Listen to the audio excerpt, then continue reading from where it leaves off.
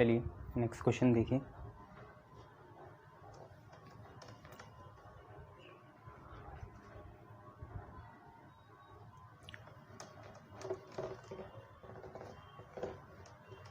तो क्वेश्चन है, आपका क्वेश्चन है कि a rectangular coil of area 30 centimeter into 40 centimeter is placed in magnetic field of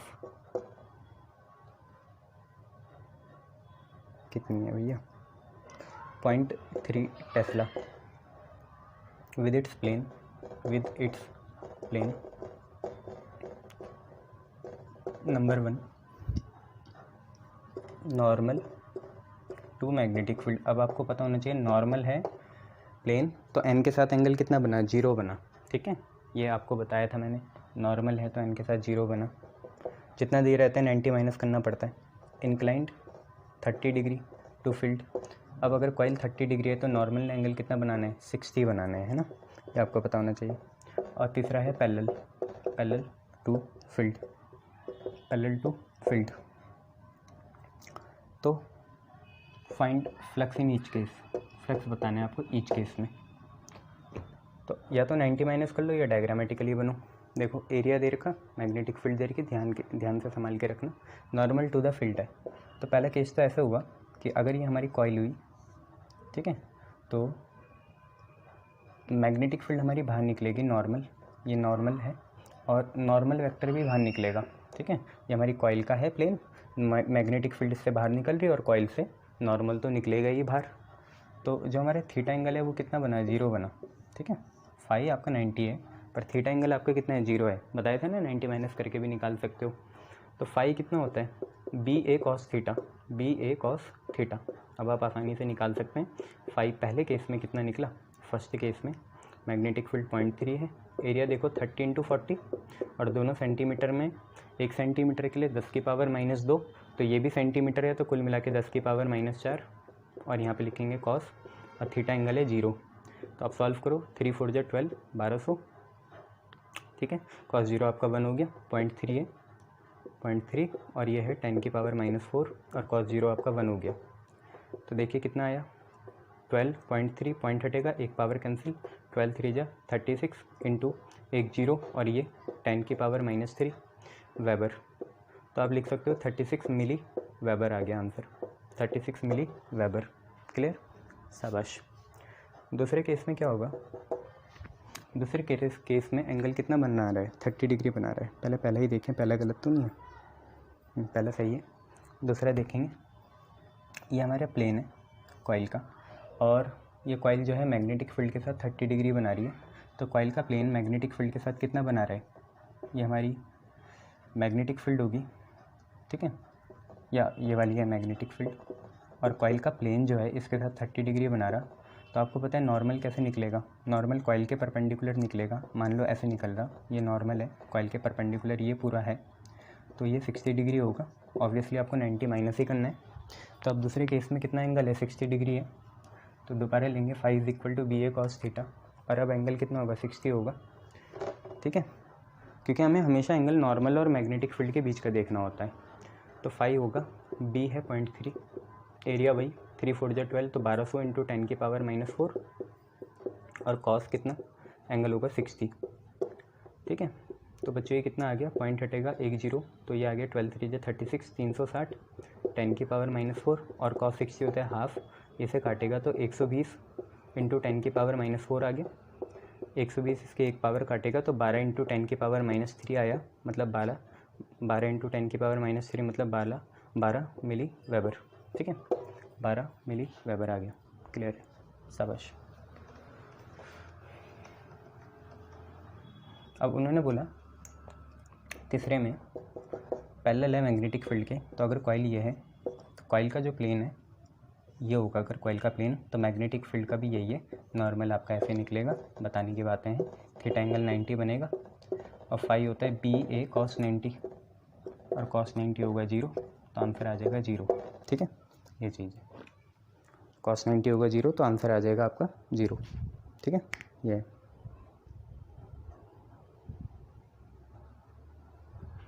पिछली बार कितना आया था, 18 आया था ना, चेक कर लेना, 18 ही आ रहा था ना पिछली बार। हमने करा था 12 3 जा 36, 36 का आधा 18, हाँ 18 ना, 18 मिली वेबर। चलो नेक्स्ट क्वेश्चन देखो।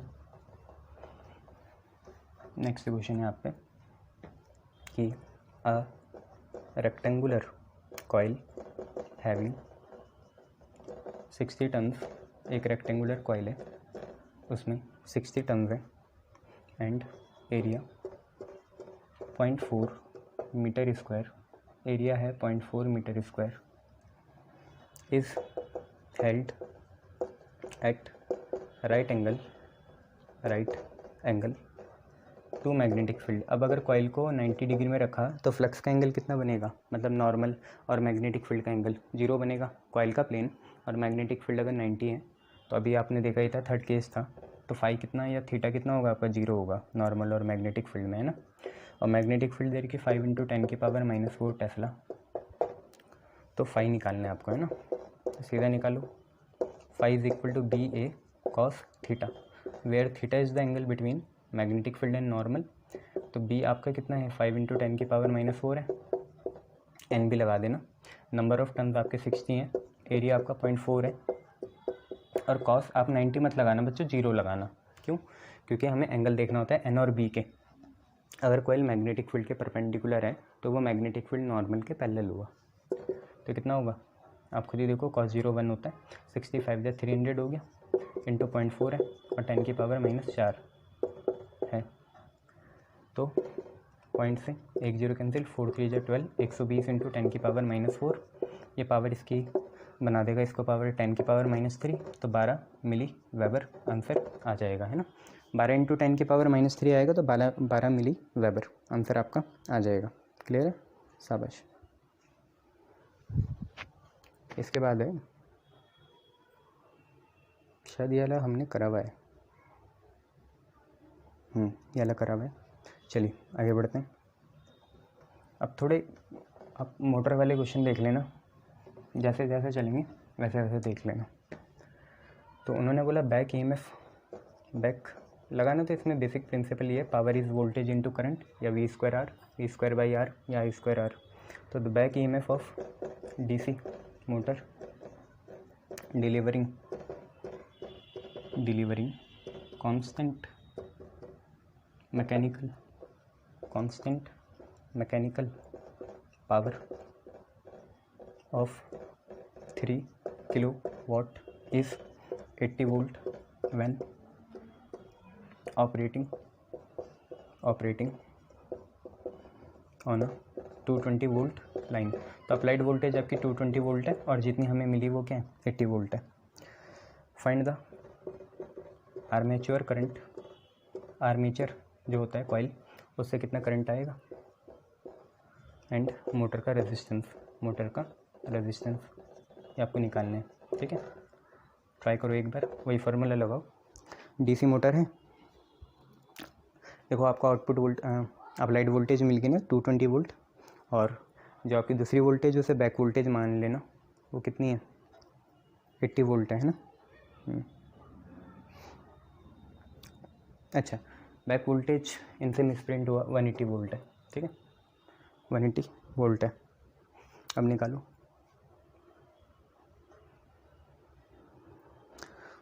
पावर आपको दे रखी 3000 वाट, बाकी चीज़ आपको पता है, करंट तो सीधा ही निकल जाएगा, पावर बाई बैक वोल्टेज। और मोटर रेजिस्टेंस भी आप निकाल लेना, रेजिस्टेंस मतलब अप्लाइड वोल्टेज और माइनस बैक वोल्टेज, उससे निकाल लेना। तो देखो इसे ऐसे करेंगे, साथ साथ चल लेना, समझ में आ जाएगा। पावर जो है हम पे, ठीक है, वो है 3 किलोवाट, किलो मतलब 1000, तो ये बन गया 3000 वाट। ठीक है, ये है back voltage, voltage back 180 volt है और वोल्टेज अप्लाइड 220 वोल्ट है। आप दोनों का डिफरेंस निकाल के लिखो, VA माइनस VB, 220 माइनस 180 कितना आ गया, 40 वोल्ट आ गया। संभाल के रखना, क्योंकि जब आर्मेचर करंट आ जाएगा तो रेजिस्टेंस यहीं से निकलेगा। उसके बाद आपको और क्या देर का है, कुछ नहीं। तो सबसे पहले हम क्या करते हैं, आर्मेचर करंट निकालते हैं, पावर और वोल्टेज की मदद से, ठीक है।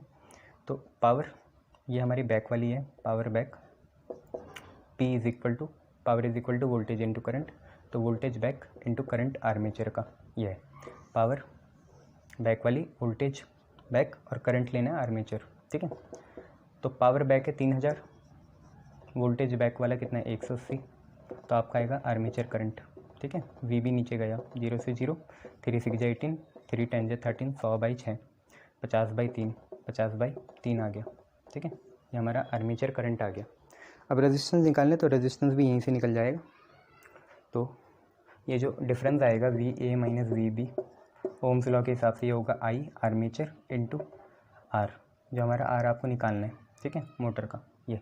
तो आर की वैल्यू होगी V A minus V B upon I A, तो बस यहीं से निकालो, V A minus V B 40 है और ये है 50/3, 50/3, 0 से 0 कैंसिल, 12/5, 12/5 ओम, ये आंसर आ जाएगा, ठीक है। 4 3 12, 12/5 निकाल लेना, आंसर आ जाएगा। क्लियर, शाबाश, ऐसे कर लेना इसे। नेक्स्ट देखो, नेक्स्ट है, तो ये जैसे जैसे करा रहा हूँ ये मोटर वाले सीख ही लो, 2-3 ही क्वेश्चन है इसके, 5 साल में एक बार आते हैं, करने तो ही। नेक्स्ट देखो, नेक्स्ट है कि the back EMF of motor delivering 5 kilowatt, आपको पता है पावर ही है, 5 kilowatt is 100 volt, 100 volt while operating on 110 volt supply. जब हम 110 वोल्ट सप्लाई में उसे ऑपरेट कर रहे हैं, तो find the current and resistance of motor, find current and resistance of motor, current और रेजिस्टेंस निकालना है किसका, मोटर का, ठीक है। करो ट्राई, वैसे ही करना है। Operating on a 110 volt supply, operate कर रहा है मतलब ये अप्लाइड वोल्टेज है, कितनी 110 वोल्ट, और बैक ईएमएफ कितना है, वी बैक 100 वोल्ट है, पावर बैक ईएमएफ की कितनी है, बैक मतलब मोटर की कितनी है 5 किलोवाट है, तो 5000 वाट हो जाएगी। बस यहाँ से निकालो बाकी चीज़ें,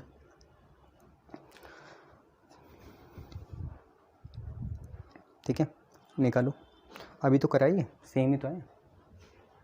पावर बैक होगा वोल्टेज बैक और करंट आर्मेचर का, तो करंट आर्मेचर कितना होगा, पावर बैक अपन वोल्टेज बैक, तो पावर बैक 5000 है और वोल्टेज बैक का है 100, इससे ये कैंसिल हुआ, इससे ये कैंसिल हुआ, 50 एम्पियर करंट आ गया। अब ऐसी रेजिस्टेंस निकालो, और रेजिस्टेंस के लिए दोनों को माइनस करना है, ठीक है।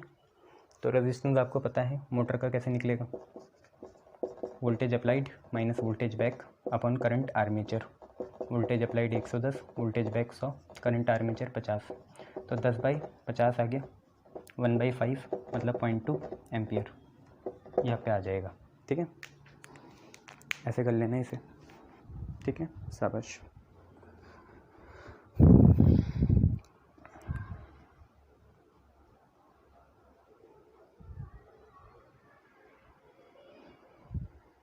देखो वैसे अगर मुझे बताना है कि ये कहाँ से आया, तो इसमें कुछ ज़्यादा करना नहीं होता कि पावर जैसे ये वाली है P B is equal to V B into I A आया कहाँ से, तो वैसे यहाँ पे ना जनरली देख लो, ये क्वेश्चन तो हो गया। जो हमारी पावर है बैक वाली वो दो चीज़ों से बनेगी, ठीक है।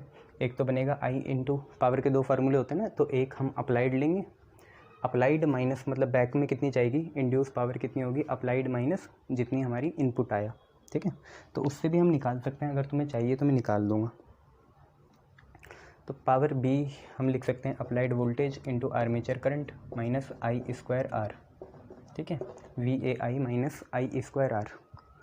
इसके बाद क्या कर सकते हैं, करंट वही है, दोनों के आर्मेचर है, तो वी ए आई तो ऐसे रहने देना, आर्मेचर करंट तुम्हें पता है स्क्वायर लिखेंगे आर लिखेंगे, वी ए आई क्या है अप्लाइड और आर्मेचर, और ये क्या है आर्मेचर करंट और रेजिस्टेंस ऑफ द मोटर, तो दोनों का डिफरेंस होता है। ये तो हमारा आउटपुट हो गया, मतलब आउटपुट तो क्या है, ये हमने दिया है, इनपुट हो गया, और ये जो हमें मिला आउटपुट वहाँ से मिलता है बैक ईएमएफ, ठीक है, बैक पावर।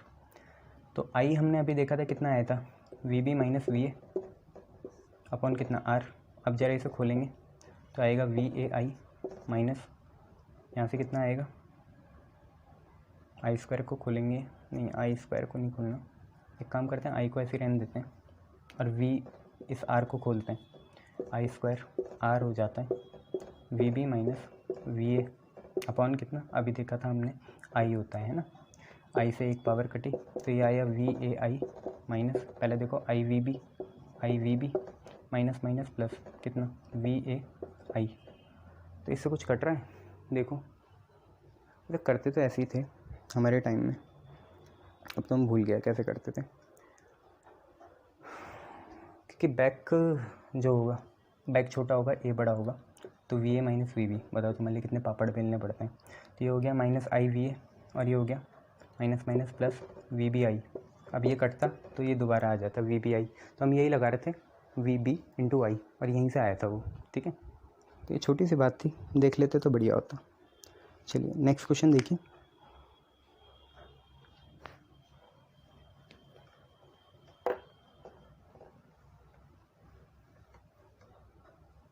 क्वेश्चन है N EMF of 0.5 volt is developed in secondary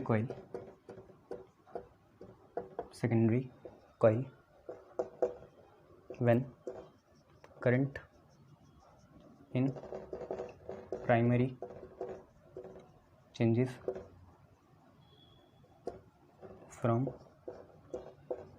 5 ampere to 2.5 ampere in 300 millisecond.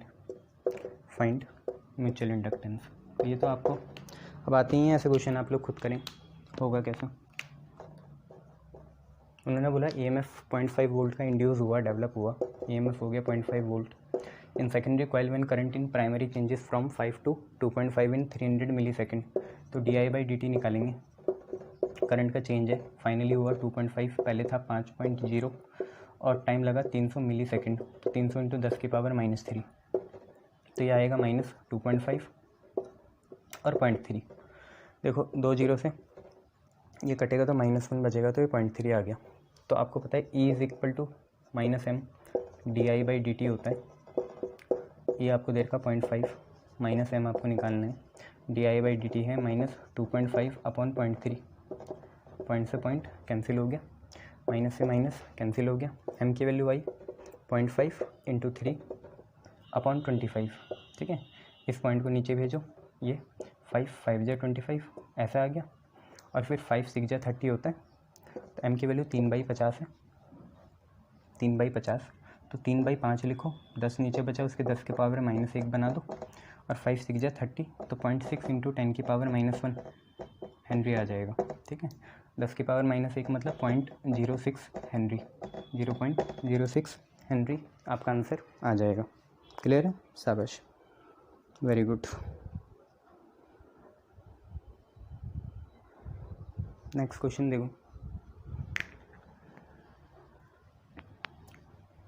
ये दिख रहा है तुम्हें इतने नीचे, दिख ही रहा है। नेक्स्ट क्वेश्चन देखो,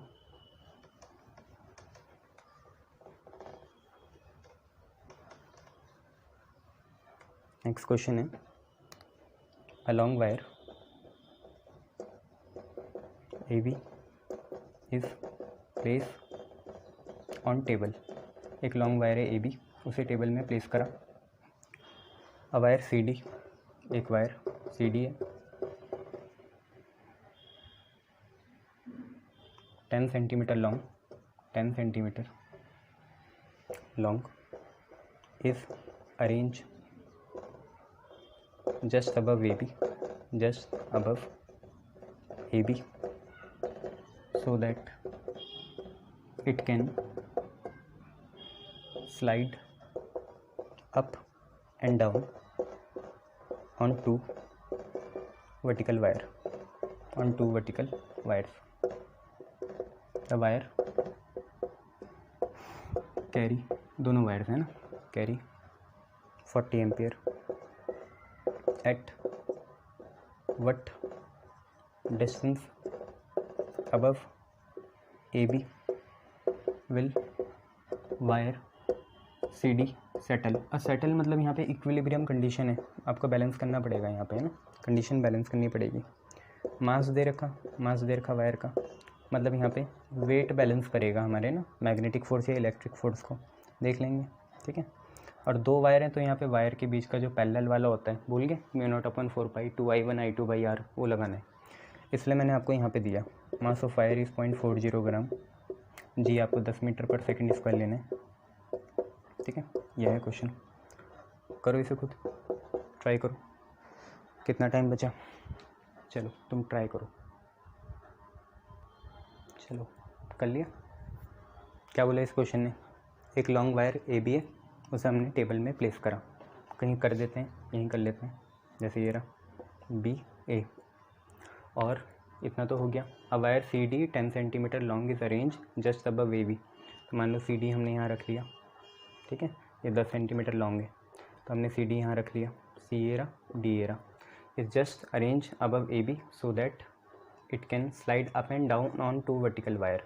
अच्छा, 2 वर्टिकल वायर बनाएंगे, जैसे ये हो गई, इसमें स्लाइड करेगा ये, ठीक है। AB ये रहा, टेबल में रखा हुआ, टेबल दिख नहीं रही, CD इसके ऊपर है और ऐसे तो रह नहीं सकता, तो 2 वर्टिकल वायर है, इसमें स्लाइड अप एंड डाउन कर सकता है, ऊपर नीचे जा सकता है, ठीक है, ऊपर नीचे जा सकता है, ठीक है। इतना हो गया। The wires carry current 40 ampere, कौन सी वायर्स, ये दो, इस पर भी 40 एम्पियर है और इस पर भी 40 एम्पियर है। अब हमें ये तो नहीं बता रखा सेम डायरेक्शन में या अपोजिट है, तो हम क्या मानेंगे, सेम मान लो, अपोजिट मान लो, आपकी मर्जी है, बट अपोजिट मानोगे तो एक सही कंडीशन हो जाएगी कि उधर भेज सकते हैं, तो रिपल्सिव बन जाएगा, तो अपोजिट डायरेक्शन में मान लो अपने मन से।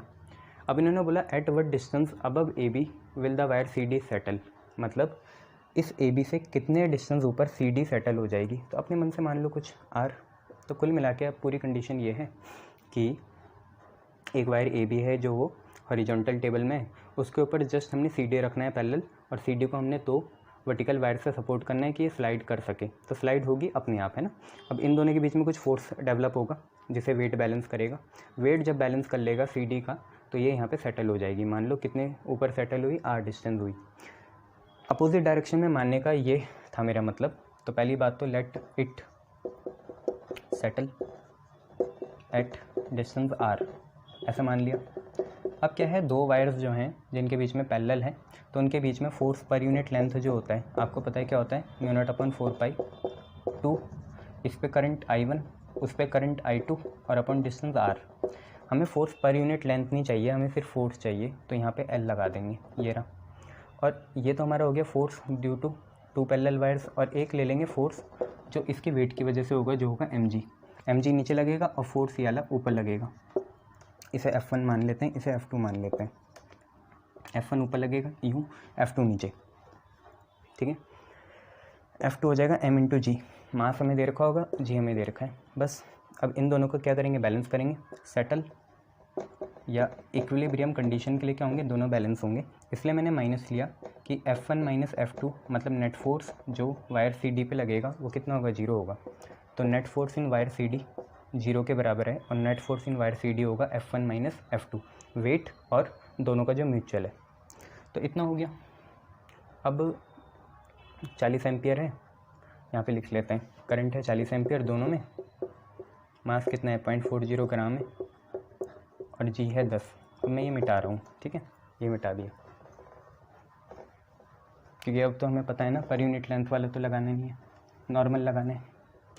तो F1 और F2 क्या हो गए, बराबर हो गए, फोर्स 1 है μ0/4π 2 टाइम्स ऑफ I1 I2 और बाई R डिस्टेंस जो हमने मानी थी सेटल डाउन वाली, और लेंथ ले लेंगे L, और 4 सेकेंड है mg। अब बस μ0/4π होता है 10⁻⁻7, 2 ऐसे लिया। पहले में भी AB में भी करंट 40 है और CD में भी 40 है, लेंथ इन्होंने कितनी बोली है, 10 सेंटीमीटर, तो 10 × 10⁻⁻2, तो अब ये मीटर में कन्वर्ट हो जाएगी, और नीचे डिस्टेंस r मान लेंगे, मास है 0.40, ग्राम में है तो इसे kg में चेंज करने के लिए 1000 से डिवाइड करेंगे, मतलब 10⁻³ से मल्टीप्लाई करेंगे, और g की वैल्यू इन्होंने बोल रखी 10। बस इसे सॉल्व करो, r की वैल्यू निकालो, इसे सॉल्व करो और r की वैल्यू निकालो। तो देखो ये बना आपका, r की वैल्यू क्या आएगी, 10⁻⁻7 ऊपर है, ठीक है, 4 4 जा 16, 16 2 जा 32, ठीक है।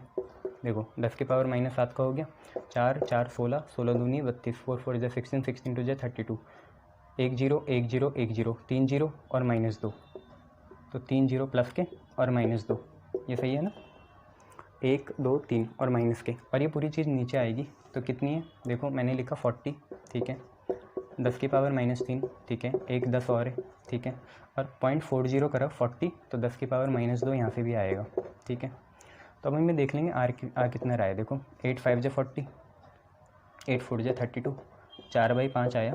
अब पावर देख लेते हैं, यह है -7, ठीक है, यह है +3, यह है -2, -2 से -2 तो कैंसिल कर लो, है ना, तो कितना है -7 और +3, -7 +3, और देखो -3 और 2 बनेगा -2, ऊपर जाके +2, ठीक है। तो आपका आया 4/5, और 10 की पावर कितना, 3 और 2 5, और ये 10⁻⁻2, एक काम करो 40 बनाओ, 5 बनाओ, तो 0 से मल्टीप्लाई करा, 0 से डिवाइड करेंगे, 10⁻⁻3 लगा दिया, मतलब 10 ऐसे मल्टीप्लाई करा, 10 × 10⁻⁻1, 10 तो दे दिया इसे क्योंकि ये दोनों 1 ही होते हैं, और 10⁻⁻1 इसको दे दिया, 10⁻⁻3 बन गया, 5 8 जा 40, 8 × 10⁻⁻3 मीटर, मतलब आपका 8 मिलीमीटर, तो 8 मिलीमीटर ऊपर रखना पड़ेगा आपको, तब जाके ये क्या हो जाएगा, सेटल डाउन हो जाएगा, ठीक है। ये क्वेश्चन था, थैंक यू। गुड मॉर्निंग साथियों, आज इलेक्ट्रोमैग्नेटिक इंडक्शन और मैग्नेटिज्म के मिला के न्यूमेरिकल करेंगे और इस यूनिट को ख़त्म कर देंगे, फिर इसके बाद हमारी ऑल्टरनेटिंग करंट की यूनिट शुरू होगी, ठीक है। तो पहला क्वेश्चन देखिए आप, क्या है, आपको कुछ ऐसा है पहला क्वेश्चन कि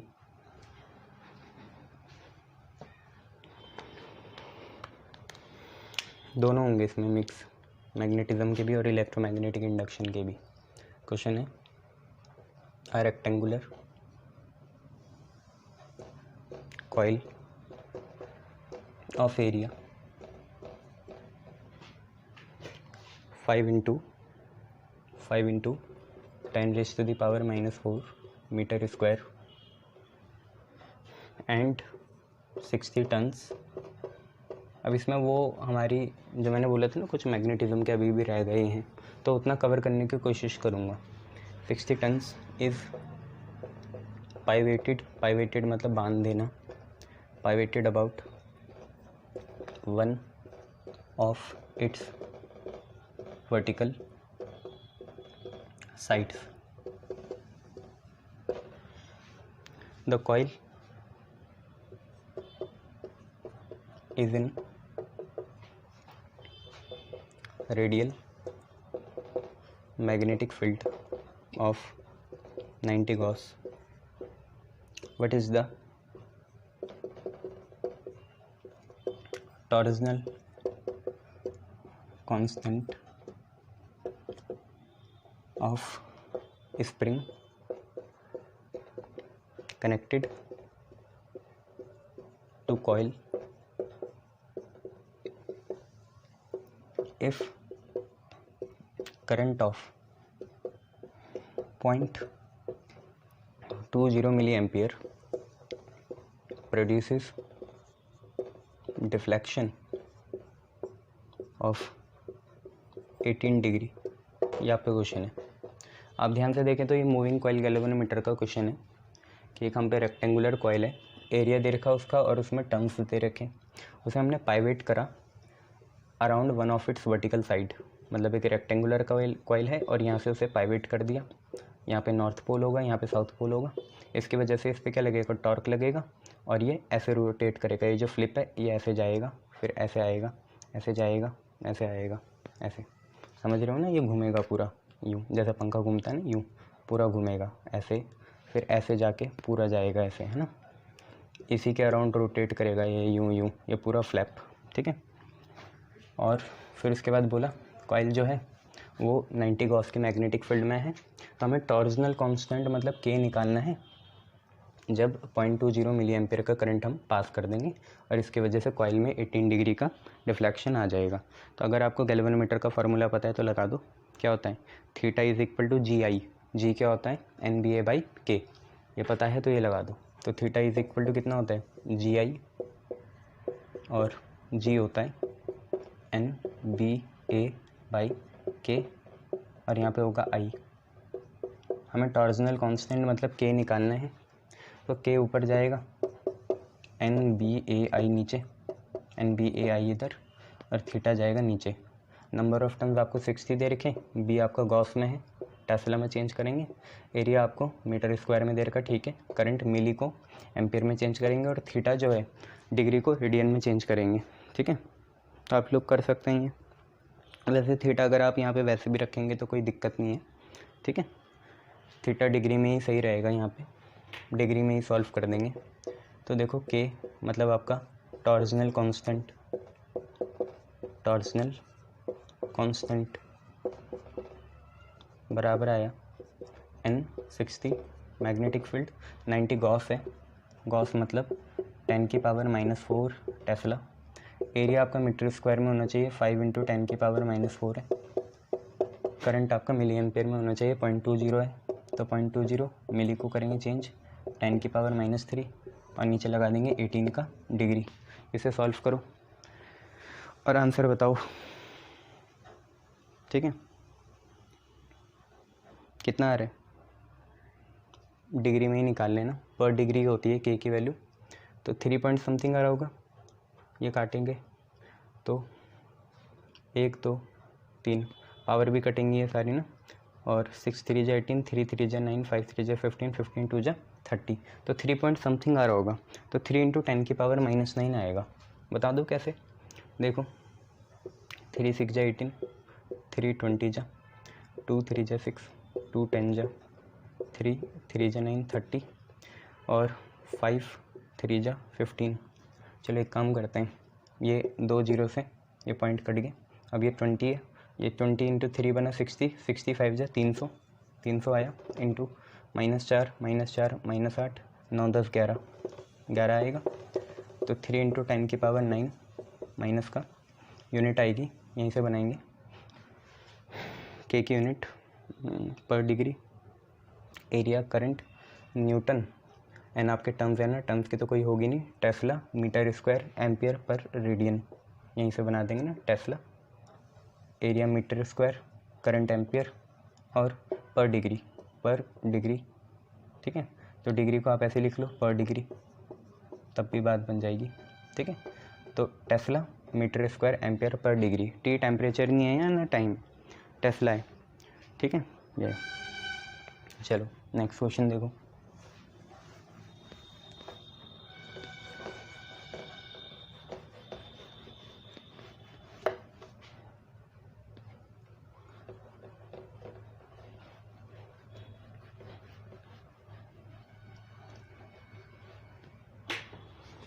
नेक्स्ट क्वेश्चन है,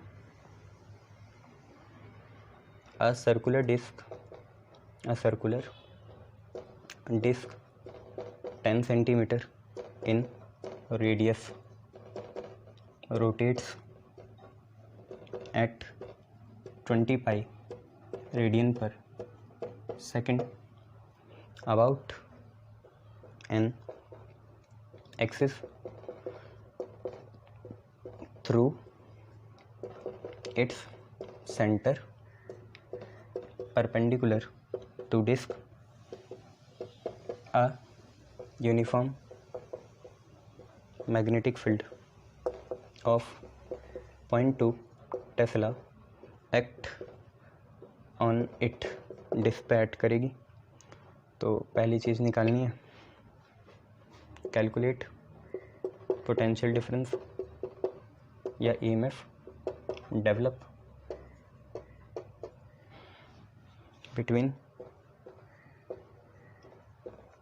axis of disc and rim. दूसरा आपको निकालना है इंड्यूस करंट जब कॉइल का रेजिस्टेंस या सर्किट का रेजिस्टेंस 2 ओम हो। तो ऐसी डेरिवेशन हमने पहले भी करी थी। यहाँ पे ईएमएफ जो होता था हमारा वो आता था m omega square by 2, M B omega square by 2, ये हम पे आता था। हमने पहले भी देखी है ना, याद आया? पहले भी करी थी ना ये डेरिवेशन, बट यहाँ पे रेडियस भी तो आएगा मेरे हिसाब से। फिर M R omega square by 2, M B R omega square by 2, कुछ तो याद आ रहा है, ऐसा कुछ था हमने डेराइव करा था। बी ओमेगा स्क्वायर ऐसे कुछ था, ओमेगा आर स्क्वायर था या ऐसे कुछ था, याद आ रहा है मुझे। बी आर स्क्वायर था, ओमेगा था, चलो याद आ गया। तो बी सिंगल था, आर स्क्वायर था, ओमेगा था, 2 था। सर्कुलर डिस्क वाला बताया था ना आपको, ऐसा वाला जो घूम रहा था। तो ये आया था EMF develop when angular velocity या फ्रीक्वेंसी दी हो, ऐसा कुछ देर का था हमें। ये हमने डेराइव भी करा था तो दोबारा नहीं करेंगे, ठीक है। तो B R square omega by 2 था। बी की वैल्यू डाल दो, कितनी है 0.2। रेडियस कितना है 10 सेंटीमीटर, तो 10 × 10⁻⁻1 मीटर हो जाएगा। इसका चलेगा स्क्वायर। ओमेगा आपको दे रखा है 20 पाई रेडियन पर सेकंड, ठीक है। 20 पाई और अपन में लगाएंगे 2, तो 2 इसे काटेगा 0.1 बार, 0.0 को खा जाएगा, तो 2 × 3.14 आया। अंदर से 10 सेंटीमीटर है ना, तो 10⁻⁻2 आएगा यहाँ पे, ठीक है, मीटर में कन्वर्ट करने के लिए। तो ये 10⁻⁻1 हुआ और उसका स्क्वायर हो गया 10⁻⁻2, तो आप पे आया 6.28 × 10⁻⁻2 वोल्ट। ये आपका आंसर आया ईएमएफ का, ठीक है। इतना ही करा था ना पहले, शाबाश। और अगर हमें इंड्यूस करंट की बात करनी है तो इंड्यूस करंट जो होता है आई से डिनोट होगा, वो होगा induce EMF by R. Induce EMF है 6.28 × 10⁻⁻2 और रेडियस की वैल्यू 2 है। तो अगर हम इसे सॉल्व करेंगे तो 2 3 जा 6, 2 1 जा 2, 2 4 जा 8, तो 3.14 × 10⁻⁻2 एम्पेयर आएगा ये, ठीक है। क्लियर, शाबाश। चलिए नेक्स्ट क्वेश्चन देखेंगे। ये देख लेना, इसमें थोड़ी दिक्कत हुई थी कि बी ओमेगा आर स्क्वायर होता है, आप भी याद करना, ठीक है। चलो नेक्स्ट देखेंगे।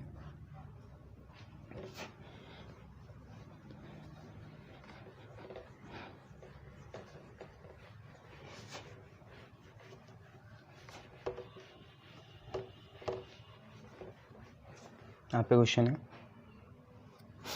कि एन एयर कोर सोलेनॉइड है, शायद हम ये रिपीट कर रहे हैं, आई में, अच्छा वो टोराइड वाला था। An air core solenoid with length 30 centimetre, area of cross section 25 centimetre square and number of turns 500, carries 2.5 ampere. The current is suddenly switch off in a time of 10⁻³ second. How much is induced EMF? क्योंकि आप current of करोगे तो current decrease होगा, flux change होगा, तो EMF induce हो जाएगा उसे अफेक्ट को वो करने के लिए, है ना। तो ये आपके क्वेश्चन है, सिंपल सी बात है।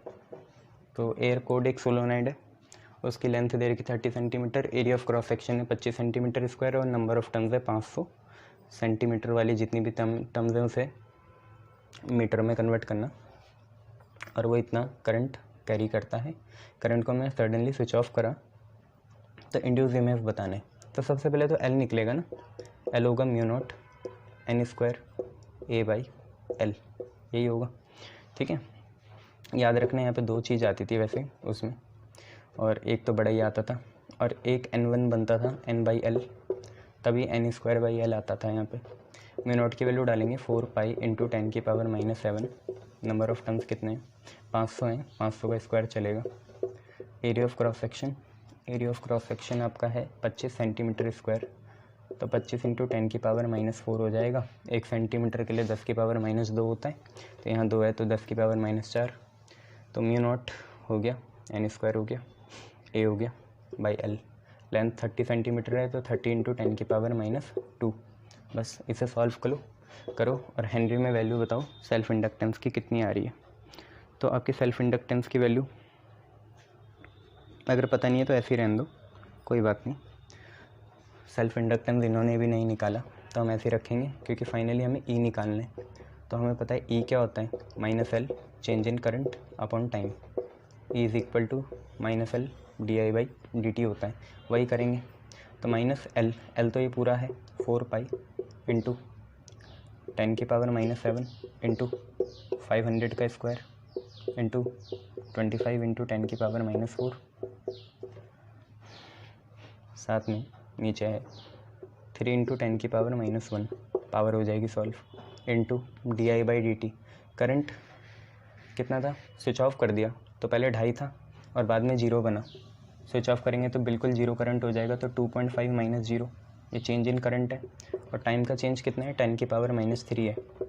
2.5 फाइनल इनिशियल करंट था और फाइनल 0 था, तो 0 - 2.5 आएगा, माइनस माइनस प्लस हो जाएगा ना, 0 - 2.5 - 2.5 आएगा, प्लस हो जाएगा, तो यहाँ पे क्लियरली 2.5 आएगा। बस इसे सॉल्व करिए, आंसर बताइए, है ना। इतनी हिम्मत नहीं है कि मैं सॉल्व करूँ इसमें, खुद कर लूँ, ठीक है। तो आपका आंसर आएगा 6.54 वोल्ट, 6.54 वोल्ट, ठीक है। ट्राई कर लेना, चेक कर लेना, कैलकुलेशन तो आपको ही करनी है। I have seen the example citing number of student जो ऐसे क्वेश्चन भी आधे घंटे में सॉल्व करते हैं, तो उनकी वजह से दिक्कत हो जाएगी, तो आप खुद करा करें। अगर मैं कर दूंगा तो उनकी कैपेबिलिटी हिंडर हो जाएगी, वो कभी सॉल्व नहीं करेंगे इसे। चलो नेक्स्ट देखो, नेक्स्ट क्वेश्चन क्या है।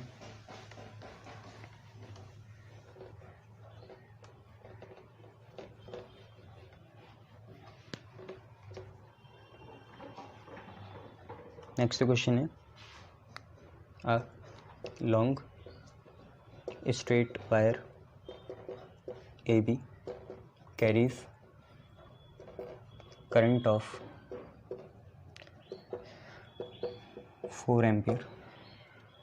A proton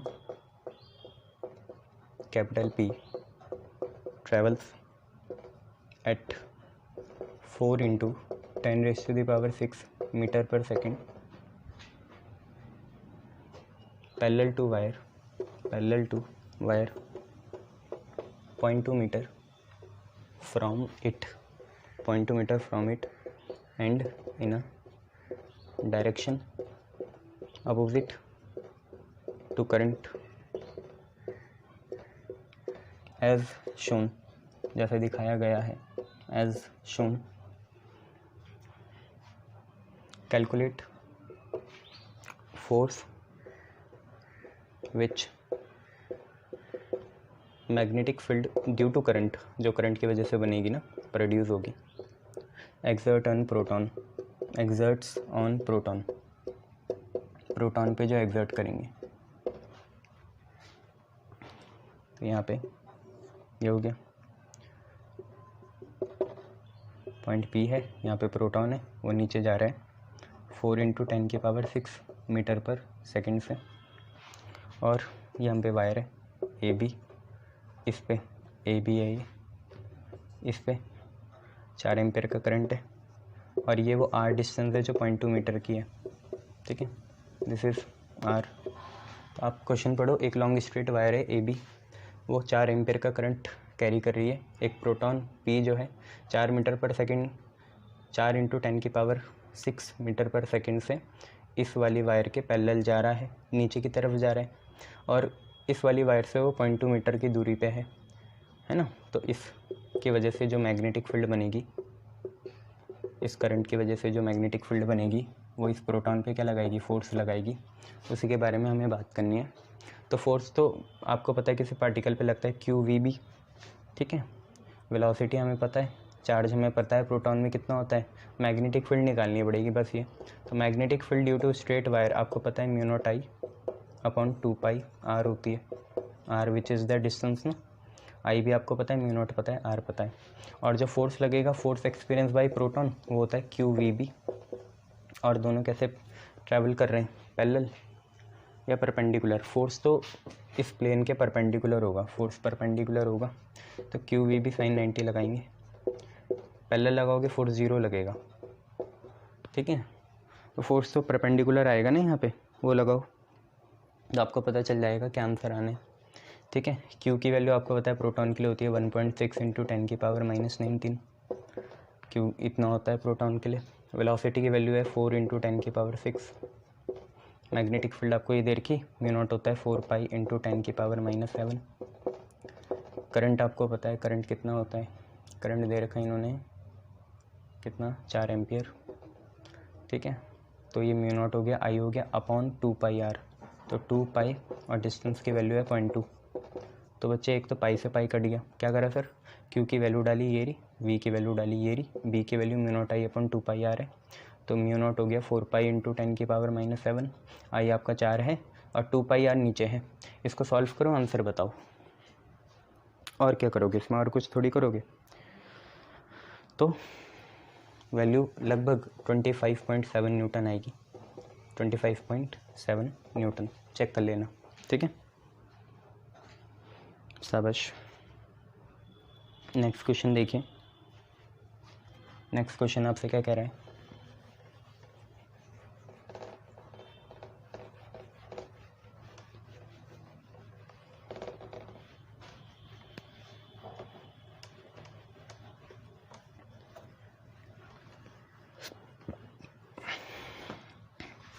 नेक्स्ट क्वेश्चन आपसे कह रहा है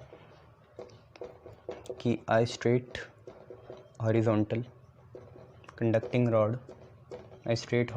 conducting rod of length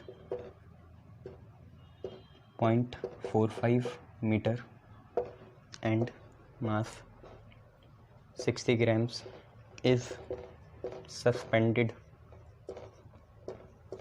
by 2 vertical wires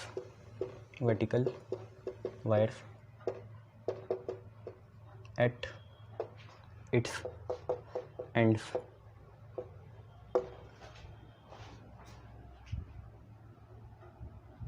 At its ends, a current of 5 ampere is set up.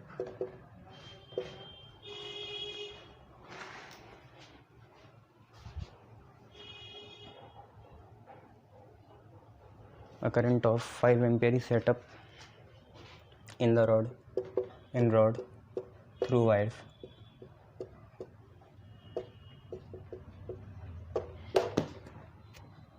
Number 1, what magnetic field should be set up? Normal to conductor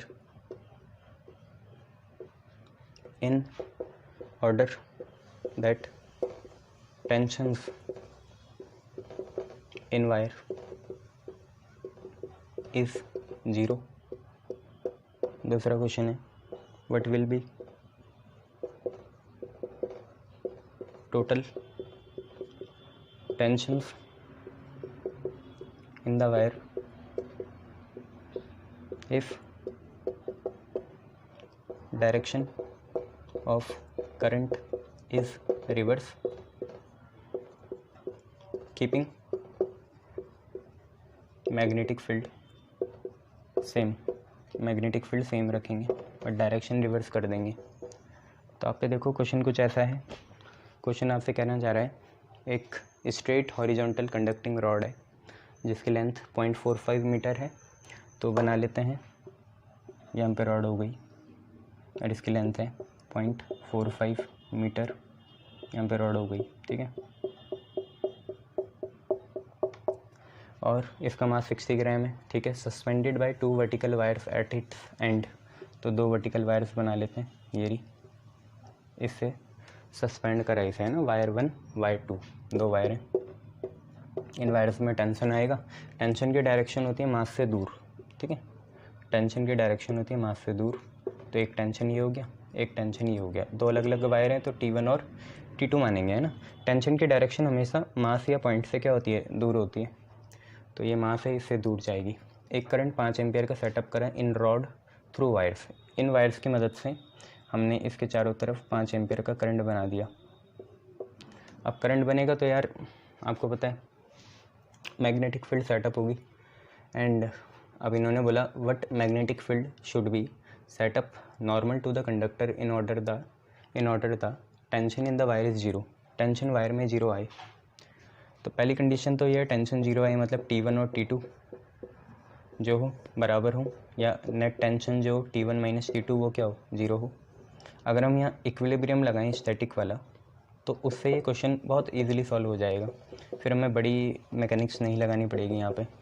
तो equilibrium से देखें अगर हम पे, तो इसका वेट जो होगा वो इस पे नीचे की तरफ लगाएगा, फोर्स वेट होगा, मास कितना है, मास है 60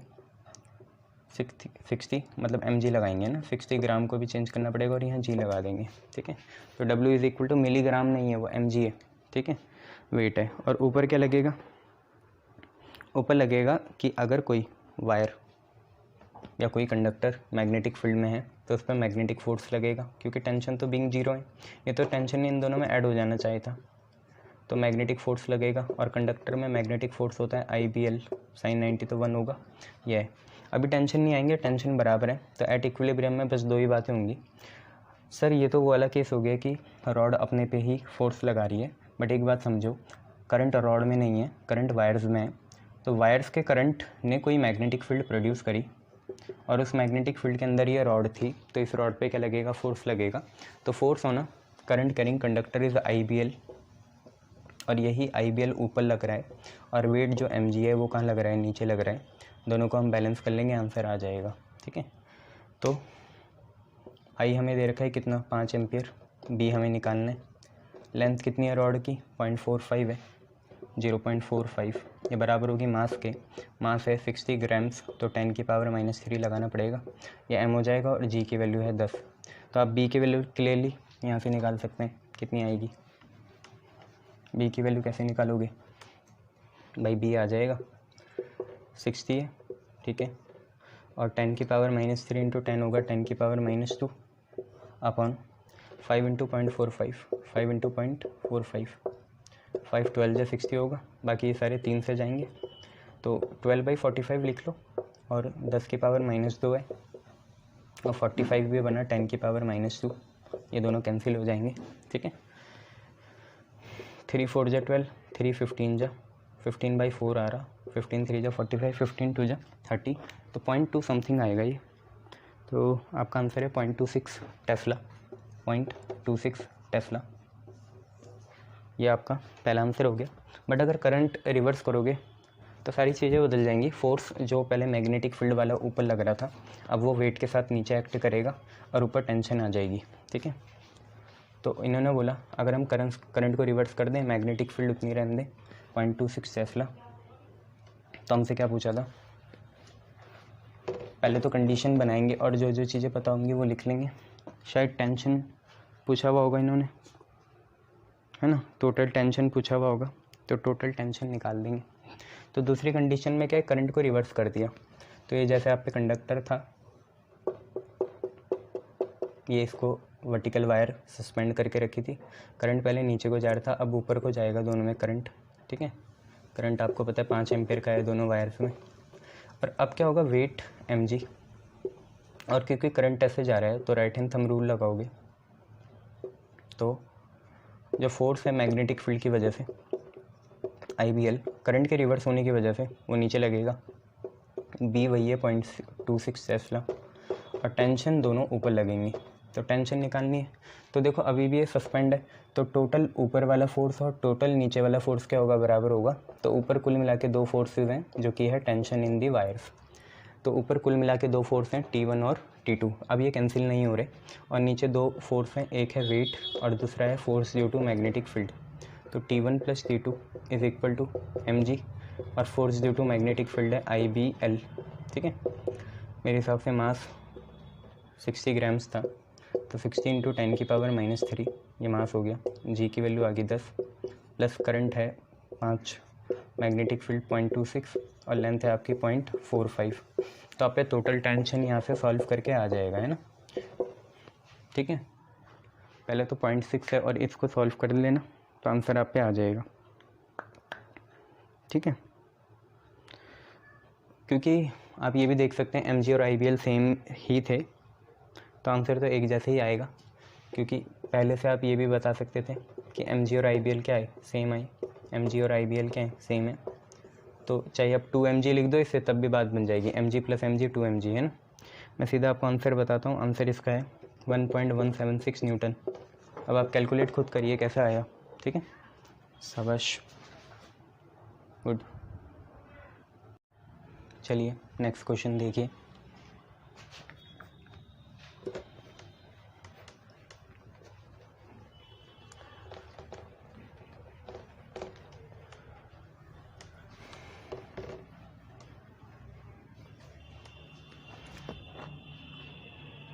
नेक्स्ट क्वेश्चन क्या है, आपसे बोल रहा है कि a beam of protons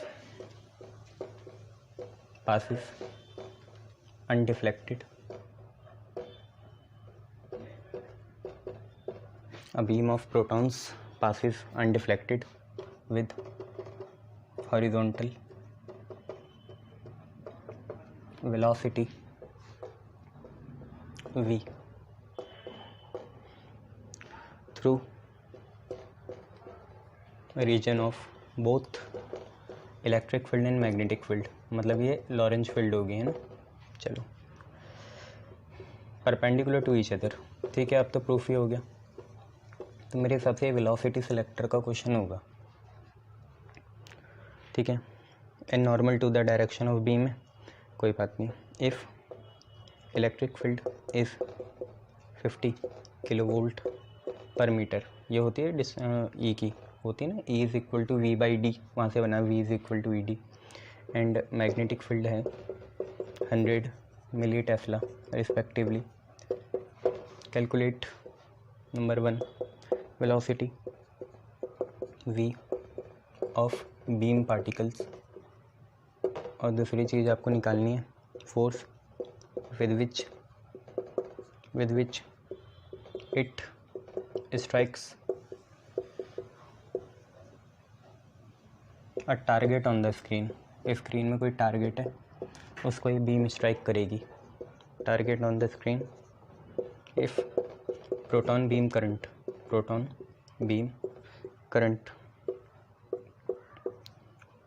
is 0.80 milli ampere, या हम पे क्वेश्चन है।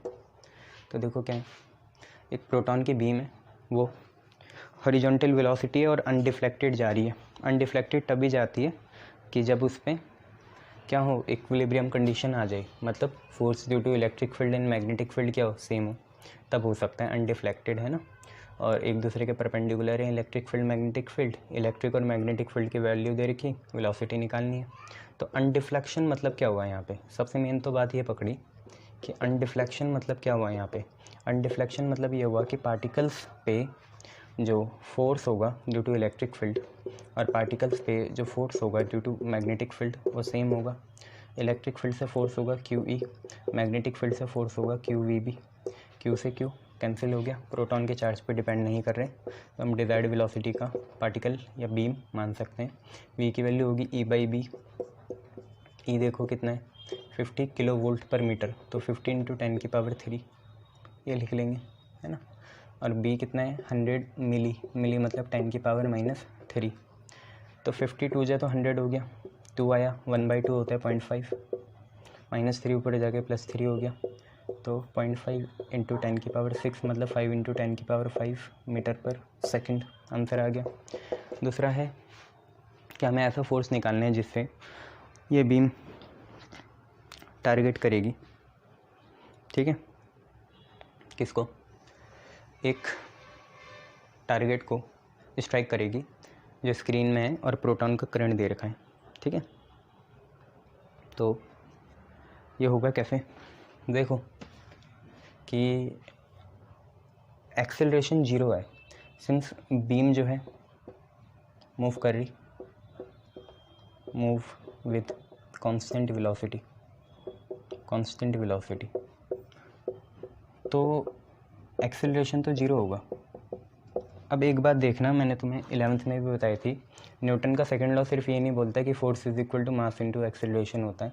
न्यूटन का सेकंड लॉ असली में ये बताता है कि फोर्स होता है rate of change of momentum, उससे निकाल सकते हैं हम। देखो तो कांस्टेंट वेलोसिटी एक्सेलरेशन 0 है, दस फोर्स जो एग्जर्ट करेगी ड्यू टू एक्सेलरेशन वो होगा 0। बट यहाँ पे फोर्स उससे चेंज हो सकता है जो वो स्ट्राइक करेगी, तो उसके बाद जो उसका मोमेंटम चेंज होगा उससे तो हो सकता है, तो rate of change of momentum हो सकता है यहाँ फोर्स,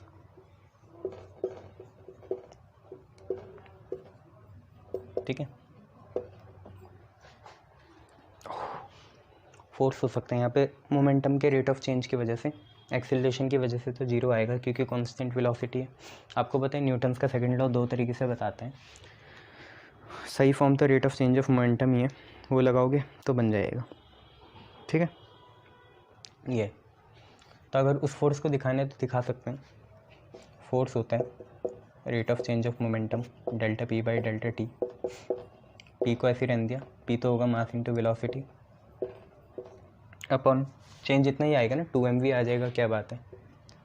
अरे v तो सेम है ना, आया गया, v से आया माइनस v से गया, तो चेंज कितना आया 2v आया, ठीक है। ये अब मास तो वही है, तो 2 मास इंटू वेलोसिटी, और टाइम होता है डिस्टेंस बाई स्पीड, डिस्टेंस हमें दे नहीं रखा है, ठीक है। तो डिस्टेंस अपने मन से मान लेते हैं l, और स्पीड होगी v, तो ये बना 2mv² बाई l, ठीक है। इसको संभाल के रख लेंगे, क्लियर, शाबाश। और कुछ कर सकते हैं नहीं, तो टाइम को चाहे प्रोटॉन के करंट के रिस्पेक्ट में बोलना है तो करंट के रिस्पेक्ट में बोल लो, चाहे अगर करंट के रिस्पेक्ट में बोलना है तो करंट के रिस्पेक्ट में बोलो। तो टाइम होता है, करंट होता है चार्ज अपॉन टाइम, तो टाइम होगा चार्ज बाई करंट, तो चार्ज प्रोटॉन का ई होता है और बाई करंट, टाइम बताना है ना, हाँ करंट, ये आई है बीम करंट है ना, और एक इलेक्ट्रॉन तो है नहीं या एक प्रोटॉन तो है नहीं, तो n लगा दिया, तो हम पे आया 2mIV by NE, where n is the number of protons striking per second, number of protons striking per second. इससे हम बना सकते हैं अपना आंसर, ठीक है। ये क्लियर, शाबाश। नेक्स्ट देखो,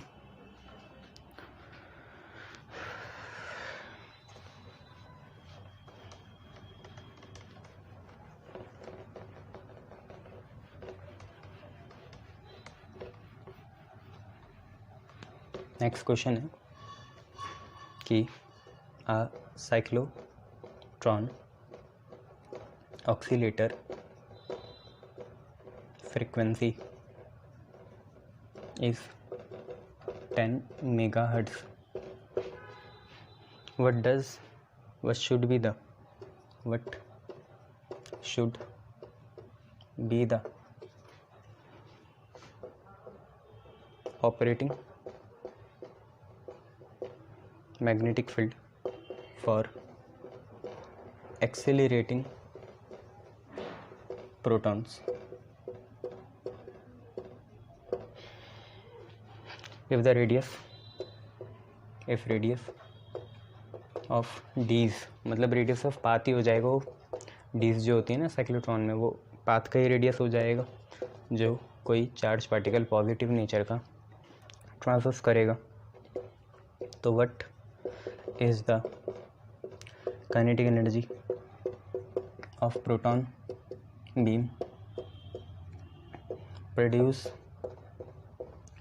बाय एक्सेलरेटर, ठीक है, प्रोड्यूस बाय एक्सेलरेटर, बस इतना ही है, ठीक है। तो एक साइक्लोट्रॉन का ऑक्सीलेटर है, उसकी फ्रीक्वेंसी दे रखी और मैग्नेटिक फील्ड बतानी है हमें एक्सीलरेटिंग प्रोटॉन्स के लिए, और radius of D is there का 60 सेंटीमीटर। तो kinetic energy of proton beam produce by accelerator ये बतानी है। यार अगर आपको फ्रीक्वेंसी पता होगी, फ्रीक्वेंसी थी वहाँ पे QB/2πm, तो यहाँ से B की वैल्यू आप निकाल सकते हो, कितनी आएगी 2πm F/Q, ठीक है। तो 2 पाई की जगह 3.14 मास ऑफ प्रोटॉन देखना पड़ेगा, जो कि होता है 1.6 × 10⁻⁻27। अब फ्रीक्वेंसी है 10 मेगाहर्ट्ज़, तो 10 × 10⁻6 मेगा के लिए 10⁻6 लगा दिया, और चार्ज आपको पता है 1.6 × 10⁻⁻19 होता है। सॉल्व करो, बताओ 6.28 इंटू कितना आ रहा है, बताओ, लगा दो। और कुछ तो नहीं है ना, 1.6 तो कट गया ना, कितना आ रहा है 6 पॉइंट में बता दूँ तो 0.67 टेस्ला आ रहा है, 0.67 टेस्ला, चेक कर लेना, ठीक है, शाबाश। और क्या बताना है आपको यार, एनर्जी बतानी, तो मैक्सिमम काइनेटिक एनर्जी का फार्मूला तो आपको पता ही है कि E मैक्स कितना है Q² V² R²/2m, याद आया, हाफ mv² था ना, V की वैल्यू आती है QBr/2m, QBr/m, तो वहाँ से निकाला, ठीक है। तो काइनेटिक एनर्जी मैक्स होगी Q² V² R²/2m, वैल्यू डालो, आंसर निकालो, 1.6 × 10⁻⁻19 का स्क्वायर, मैग्नेटिक फील्ड 0.67 का स्क्वायर, रेडियस आपको पता है कितना है 60 सेंटीमीटर, तो 60 × 10⁻⁻2 का स्क्वायर, और 2 टाइम्स मास है प्रोटॉन का 1.6 × 10⁻⁻27। आंसर निकालो, क्या आ रहा है, निकालो, जूल में निकालो ना, 1.2 × 10⁻⁻12 जूल आ गया।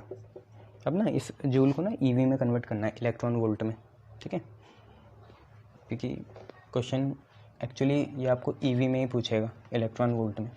तो अगर आपको याद हो तो सही है, 1 EV होता है 1.6 × 10⁻⁻19 जूल।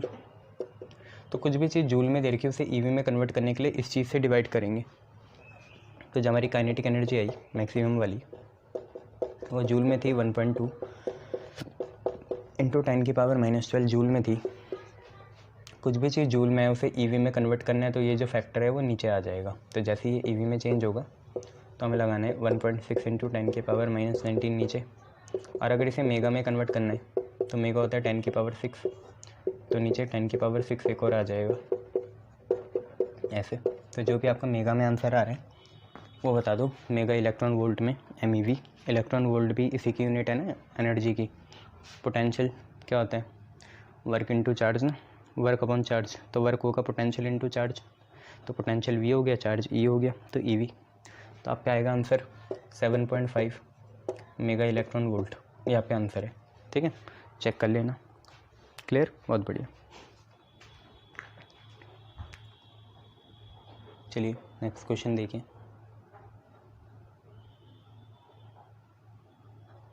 नेक्स्ट क्वेश्चन हम पे है कि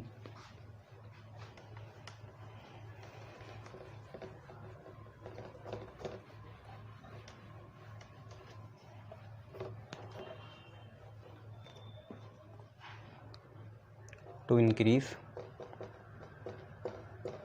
the current sensitivity, याद है करंट सेंसिटिविटी क्या थी, θ/I करंट सेंसिटिविटी थी और θ/V वोल्टेज सेंसिटिविटी थी। तो to increase the current sensitivity of moving coil galvanometer by 50%,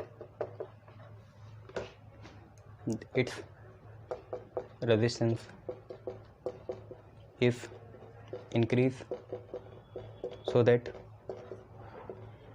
new is doubled, जो न्यू है वो डबल्ड है या ट्वाइस हो गया, ऐसा आप समझ लेना। By what factor is voltage sensitivity increases, ये है। तो हमें करंट सेंसिटिविटी को 50% बढ़ाना था, तो हमने रेजिस्टेंस को डबल कर दिया, ठीक है। तो वोल्टेज सेंसिटिविटी कैसे बढ़ेगी ये देखो, फॉर्मूला बता देता हूँ। आई एस होता है थीटा बाई आई, ठीक है, और वी एस होता है थीटा बाई वी। वी को आई आर लिख सकते हैं, तो वहाँ से आप कर सकते हैं ये। आपको पता है theta is equal to N B A by K into I B होता है, वहाँ से निकालो, ठीक है, कर लोगे ना, करो, चलो करें। चलो, हमसे बोला करंट सेंसिटिविटी को हमें कितना बढ़ाना है, 50% बढ़ाना है। तो मान लेते हैं लेट ओरिजिनल रेजिस्टेंस को हम R मान लेते हैं, और ओरिजिनल करंट सेंसिटिविटी IS है। तो IS होता है क्या है, थीटा बाई आई होता है, बट आपको पता है थीटा GI के भी बराबर होता है। तो थीटा बाई आई जो होगा, थीटा बाई आई जी के बराबर होगा। थीटा बाई आई जी के बराबर है, बट जी होता क्या है, जी होता है NBA बाई के। तो ये भी याद रखना आप लोग, है ना। तो ये ओरिजिनल है। नाउ नया रेजिस्टेंस 2R है। अच्छा, उससे पहले आप ओरिजिनल वोल्टेज सेंसिटिविटी भी निकाल लो, वो होगी थीटा बाई वी, ठीक है। तो थीटा बाई वी रहने दो इसे, कोई ऐसी दिक्कत तो है नहीं। अब क्या है, R डैश 2R के बराबर हो गया। नई करंट सेंसिटिविटी अगर IS डैश है तो वो होगी थीटा बाई आई डैश, यही होगी। और इसको बनाना पड़ेगा फिर यहाँ से ना, तो बना लेंगे। देखो VS जो है थीटा बाई वी है, तो थीटा बाई वी को लिखा IR, तो VS आप पे आ गई कितनी, थीटा बाई आई तो आपका IS है, तो IS बाई R आ गई। इतना हमें पहले से पता था। अब यहाँ पे देखो I डैश एस मतलब नई वाली करंट इंटेंसिटी, वो सब सेंसिटिविटी थीटा बाई कितना होगी, आई होगी, आई है ना, करंट तो उतना ही है। तो हम एक काम करते हैं, इसे क्या चेंज कर लेते हैं, रेजिस्टेंस बढ़ा दिए ना, तो रेजिस्टेंस बढ़ा दिए तो ऑब्वियसली करंट चेंज होगा, तो आई डैश मान लिया अब करंट। बट उन्होंने बोला करंट सेंसिटिविटी पुराने वाले का कितना है, पुराने वाले से 50% बढ़ गई।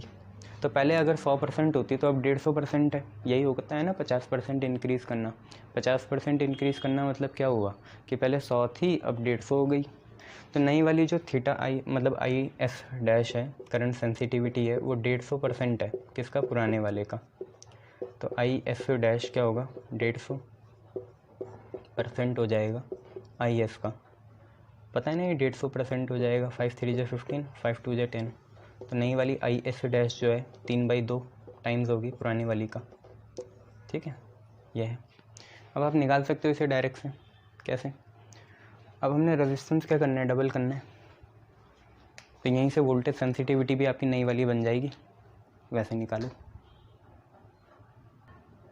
निकाल लिया, कैसे निकलेगा, तो आपको पता चल गया IS डैश जो है 3/2 आया IS का, मतलब 1.5 आया IS का।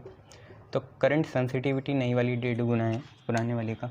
अब देखो हम ये कैसे निकालेंगे, तो आपको ये सारी चीज़ें पता चल गई। अब मैं कुछ ही मिटाता हूँ, और देखो होता क्या है, होगा ये कि हमें पता है नई वाली वोल्टेज सेंसिटिविटी VS डैश होगी, वो ऐसी होगी IS डैश बाई R, यही होगी। और IS डैश जो है कितना है, 3/2 है IS का, और अपॉन में कितना है, R है। ये पता है ना, V is equal to I sensitivity by R, current voltage sensitivity is equal to current sensitivity by resistance. जैसे यहाँ पे है voltage sensitivity is equal to current sensitivity by resistance, तो हमने ऐसे लिख लिया है ना। तो IS dash by R, IS dash है 3/2 ऑफ IS, 3/2 आपको पता है कितना होता है, 1.5 IS बाई R होता है। तो अगर हमें इसे परसेंटेज में निकालना है तो परसेंटेज में भी निकाल लेंगे, तो ऐसे भी ठीक है, ठीक है। नई वाली इतनी बन गई 1.5 टाइम्स, वैसे निकालने तो वैसे भी निकाल सकते हैं, ठीक है। बट यहाँ पे बस ये है कि परसेंटेज में निकालोगे तो ज़्यादा बढ़िया हो जाएगा। तो वोल्टेज सेंसिटिविटी नई वाली, करंट सेंसिटिविटी नई वाली, रेजिस्टेंस नया वाला। तो रेजिस्टेंस नया वाला हमें पता है 2 टाइम्स है पुराने वाले के, तो R डैश को हम 2R लिख लेंगे, तो 1.5 IS और I डैश हो जाएगा 2R, 2 इसे काटेगा तो हम पे आएगा 0.75 IS बाई R।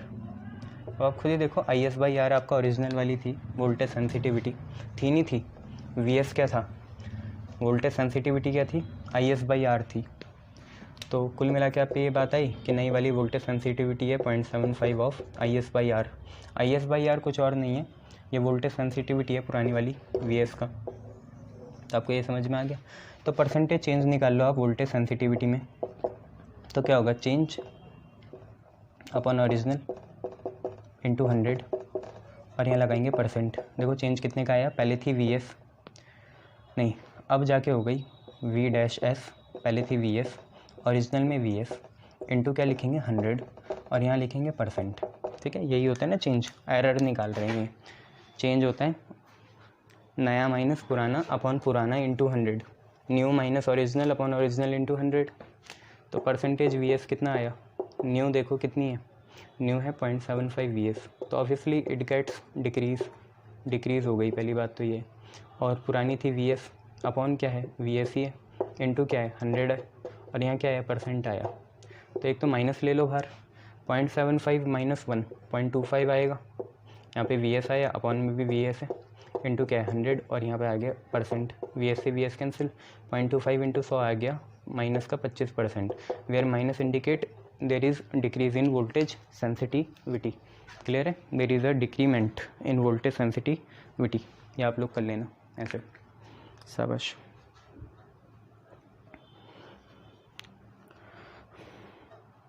अब हम पे क्वेश्चन जो है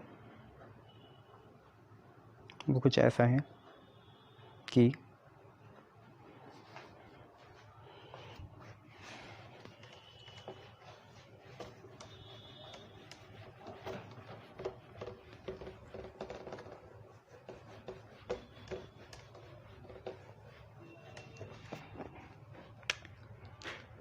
a galvanometer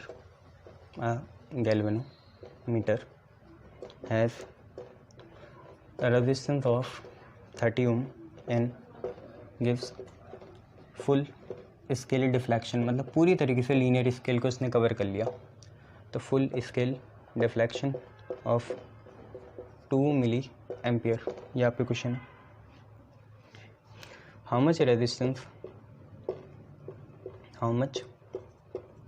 resistance and in what way, किस तरीके से, आपको पता है हम इसे आगे जाके आप प्रिडिक्ट कर सकते हो, एमीटर और वोल्टमीटर में कन्वर्ट करेंगे तो सीरीज या पैरेलल में लगाना होगा। In what way is connected so that